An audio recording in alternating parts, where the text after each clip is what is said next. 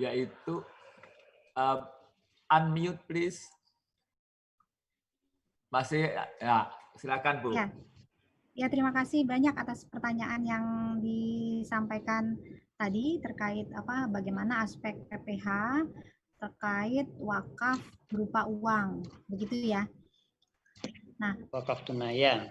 Wakaf tunai ya, begitu ya Pak ya. Nah, ya.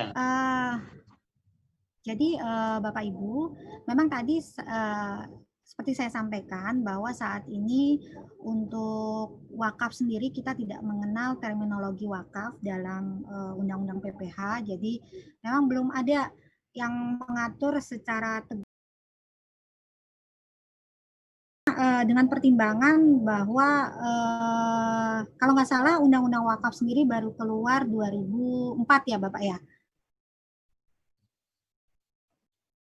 Ya. Halo. Ya, 2004. Ya. Nah, ya kemudian kalau terkait hibah itu memang sudah jelas diatur di Undang-Undang Perdata.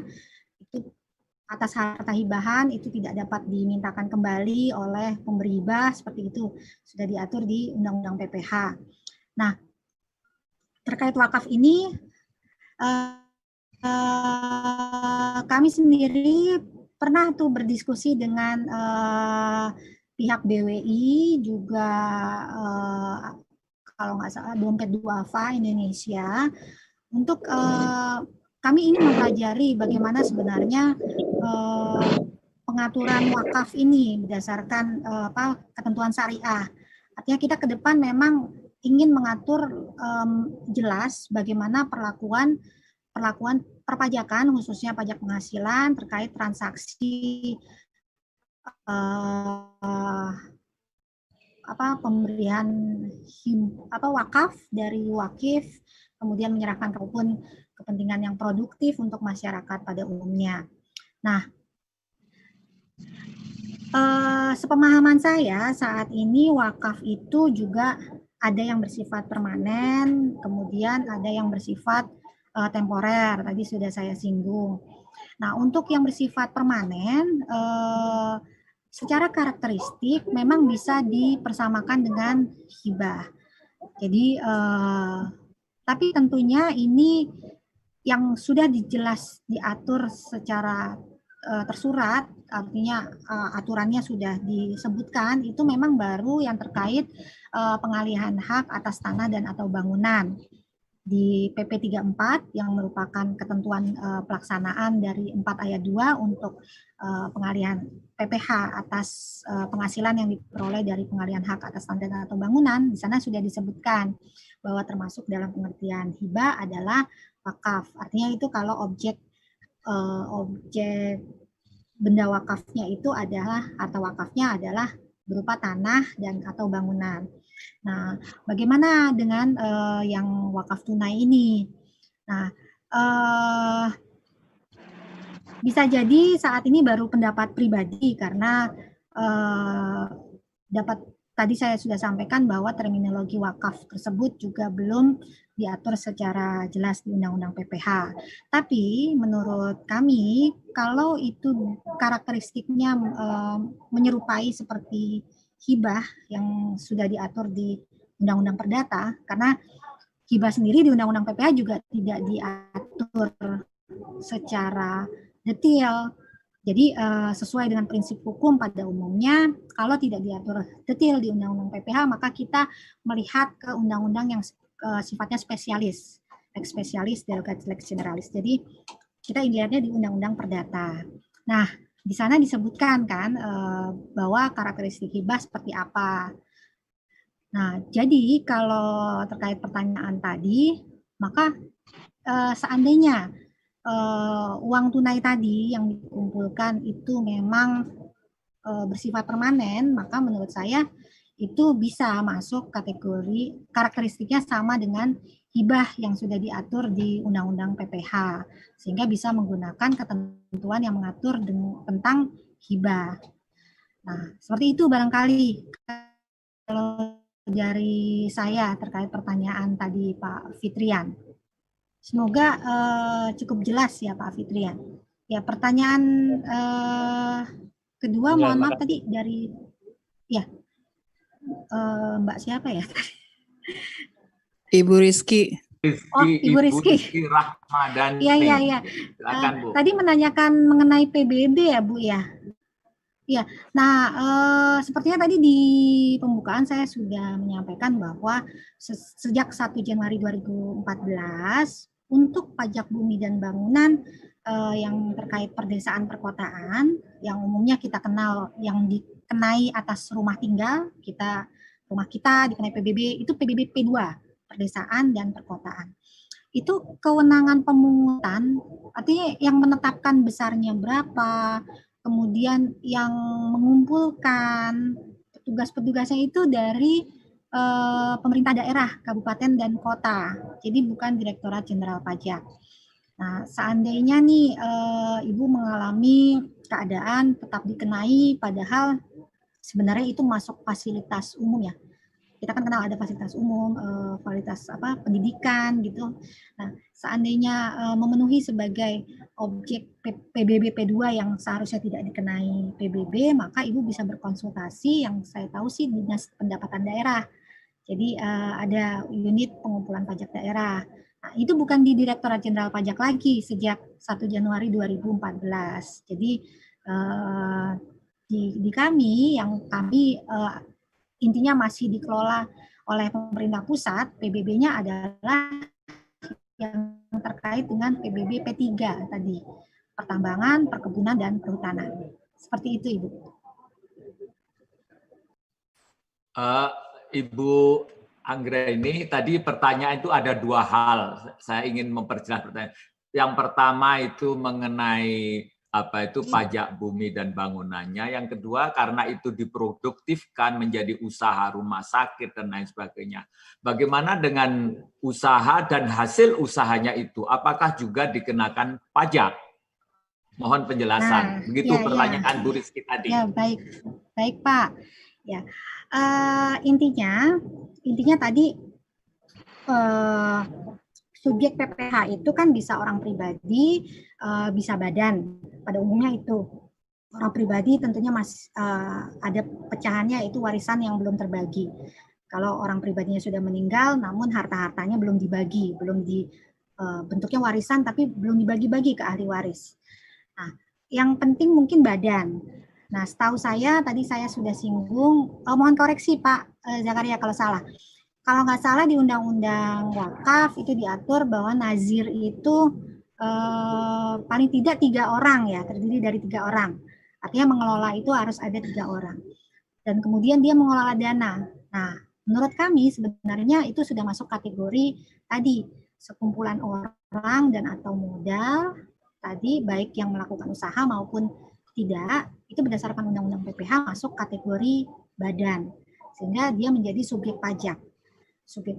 Nah, kalau nggak salah di PSAK 112 juga sudah ditegaskan nazir itu menjadi entitas yang wajib lapor. Artinya hasil pengelolaan aset itu wajib dibuatkan pembukuannya berdasarkan PSAK 112. Nah, ini menarik.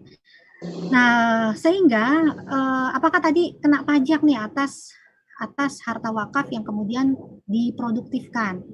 Nah, kita mengenal azas keadilan, artinya siapapun dalam pemungutan PPH, artinya siapapun itu tidak mengenal apakah dia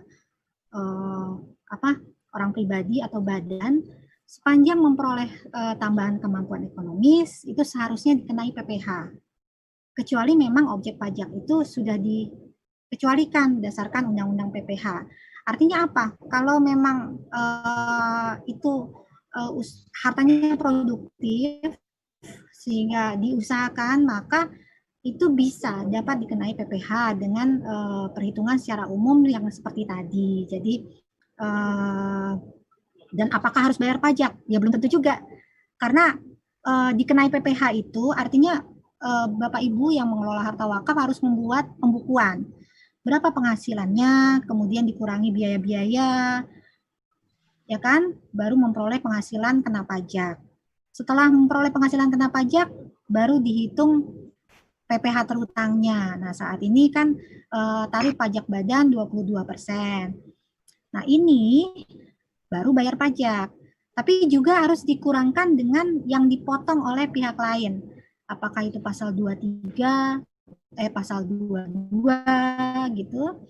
Kemudian mungkin ada pasal 24 yang kalau ada memperoleh penghasilan dari luar negeri, atau pajak yang dibayar sendiri dalam tahun berjalan yang kita kenal pajak pasal 25. Nah, itu harus di PPh terutang tadi dikurangi kredit pajak, baru memperoleh pajak PPh pasal 29. Kalau hasilnya masih plus, maka itu pembayaran pajak yang harus dilunasi terlebih dahulu, baru lapor SPT PPh badan yang paling lambat 30 April 2021 untuk tahun pajak 2020. Seperti itu. Nah, bagaimana nih kalau misalnya penghasilan sudah dihitung berdasarkan pembukuan. Kemudian sudah diperhitungkan dengan biaya-biaya untuk melakukan usaha, itu kan pasti perlu biaya kan?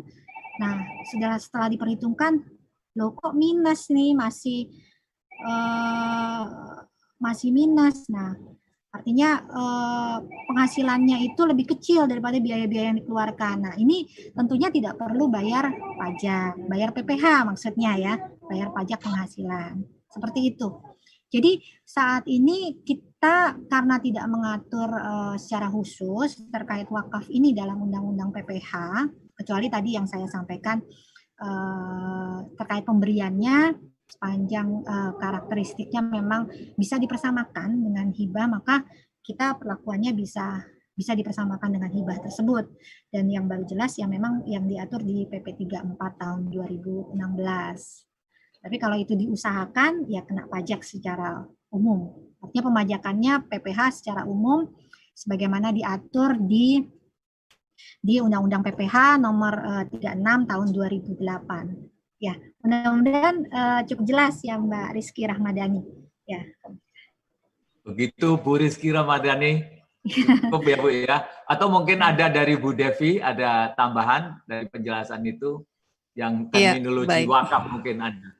Silakan Bu Devi. Terima kasih Pak Dubes. Terima kasih Bu Anggraini yang begitu jelas sudah memaparkan. Ya, mungkin kita berangkat lagi kepada hal yang paling mendasar dari wakaf. Orang seringkali menyebut bahwa tanah wakaf atau wakaf itu adalah milik Allah. Artinya nazir semata-mata di sini adalah merupakan delegasi dalam tanda kutip yang mewakili tadi Allah untuk mengelola. Nah, sehingga dalam hal ini kalau dikatakan sebagai subjek hak untuk melakukan kewajiban membayar pajak, ini filosofinya mungkin harus dirubah dari Direktorat Jenderal Pajak. Karena sejatinya tanah wakaf itu bukan merupakan sesuatu yang merupakan hak milik nazir. Nazir hanya merupakan sebagai subjek hak yang ditunjuk untuk mengelola. Satu itu. Yang kedua, bahwa sebagaimana tadi dalam pemaparan awal Ibu, saya ada catat bahwa kenapa sih sampai dikenakan pajak? Pemanfaatannya itu untuk apa? Pemanfaatannya itu yaitu untuk konsumsi atau untuk menambah harta kekayaan. Sementara dalam wakaf itu tidak dikonsumsi oleh orang per orang ataupun tidak untuk menambah harta kekayaan secara personal kepada nazirnya. Sehingga dalam hal ini merupakan beberapa catatan. Gimana Pak Adzan, mau dilanjut atau break dulu? Halo? Nah, oke, lanjutkan Bu. Tadi lanjutkan, memang agak, baik. Ya, lanjut. Oke Bu, silakan Ya. Bu Devi. Nah, oleh karena itu, dalam hal ini kami dari Badan Wakaf Indonesia juga ingin memberikan sedikit mungkin Ibu atau Bapak yang ada di Dirjen Pajak ini sebagai bahan yang mungkin untuk dipertimbangkan kembali mengenai wakaf ini, perlukah wakaf untuk tetap dikenakan pajak, dibedakan dengan zakat dan lain sebagainya. Pertama, kedudukan hukum wakaf. Hak wakaf itu secara secara hierarki yuridis itu bersifat lex spesialis derogat lex generalis terhadap undang-undang yang lainnya. Oleh karena itu, seyogianya bahwa wakaf ini merupakan sesuatu yang bersifat khusus. Yang kedua, perlu diingat bahwa harta wakaf itu tidak boleh berkurang. Nah, sehingga kalau tadi ada wakaf uang, kemudian dikenakan pajak, itu akan esensi dari wakaf sendiri akan berkurang. Sehingga oleh karena itu, kami berharap bahwa ini adalah sebagai masukan kepada pemerintah bahwa ini wakaf ini merupakan jenis yang berbeda.